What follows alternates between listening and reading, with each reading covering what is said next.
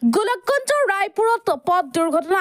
দুৰ্ঘটনা কেন্দ্ৰ কৰি উত্তপ্ত পৰিস্থিতি বাইক জ্বলি ভস্মীভূত গোলকগঞ্জৰ ৰায়পুৰৰ 17 নং ৰাষ্ট্ৰীয় ঘাইপথত বাইক আৰু চাৰিচকীয়া বাহনৰ সংঘৰ্ষ বাইক আৰোহী গুৰুতৰভাৱে আহত বাইক আৰোহীক ধুবুৰী চিকিৎসা মহাবিদ্যালয়লৈ প্ৰেৰণ দুৰ্ঘটনাত বাইকখন জ্বলি ভস্মীভূত হয় আনহাতে গোলকগঞ্জ আৰক্ষীয়ে ঘটনাস্থলীত পলমকৈ উপস্থিত হোৱাত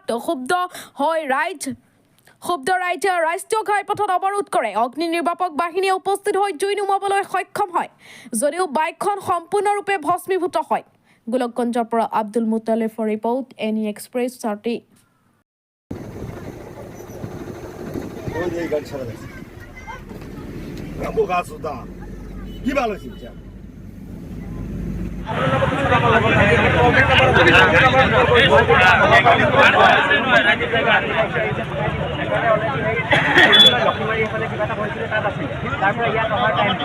ফায়াৰ ব্ৰিগেড আহি গৈছে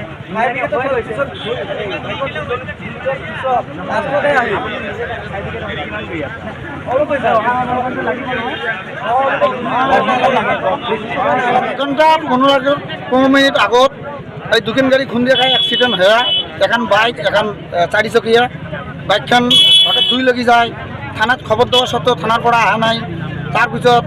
ফায়াৰ ব্ৰিগেডক খবৰ দিয়েছে ফায়াৰ ব্ৰিগেড আগুন গাড়ীখন জুই লাগা শেষ পৰাই যাবাৰ পিছতে আহিল হ্যাঁ এতিয়ালৈকে থানাৰ পৰা কোনো পুলিচ অহা নাই বাইকখন কি পুৰি গৈছে নেকি বাইকখন কমপ্লিট কৰা শেষ তাৰপিছতহে ফায়াৰ ব্ৰিগেড আহি পাইল এতিয়া ধুবুৰী প্ৰশাসনক কি জনাব ধুবুৰী নহয় আমাৰ গোলকগঞ্জ এতিয়ালৈকে পুলিচ আহি পোৱা নাই ৰাইজে সেইকাৰণে এইটো ধৰিছে আৰু কি ৰাইজে কৈছে এতিয়া পৰ্যন্ত পুলিচ আহা নাই কিয় আৰু যদি কোনোবাই কোনো জানে ক'ব এই ঠাইখনতো এক ঘণ্টা 10 মিনিট আগত গাড়ী দুখন এক্সিডেণ্ট হয় হওয়ার পাছত গাড়ীখনত জুই লাগে কিন্তু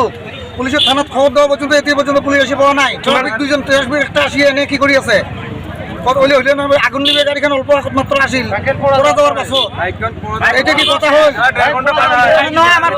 আমাৰ প্ৰশাসনে কি হেল্প দিয়ে বাইকখন